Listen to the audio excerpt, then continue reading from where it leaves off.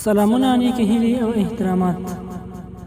یو ځل بیا تاسو ته د یوې بلې نوې ویډیو په وړاندې سره راغلی یم. دوستانو، تاسو به د جهنم په هکله ډېر اورېدلي وي. په وروستیو کې د ساینس پرمختګ او د پوهانو نوې څېړنو داسې یوه سیاره لیدلې ده چې جهنم ته ورته ده. جهنم ته ورته سیاره یا K2-141b ساینسدانانو دې سیارې ته دغه نوم ورکړی او 200 نوري کاله زموږ څخه لرې واقع ده. په دې سیاره کې د ډبرو او اور باران کیږي او سیندونه یې د لاوا یعنی هغه مواد چې د آتش فشان غرونو څخه راوځي دا له هغې څخه جوړ شوي دي.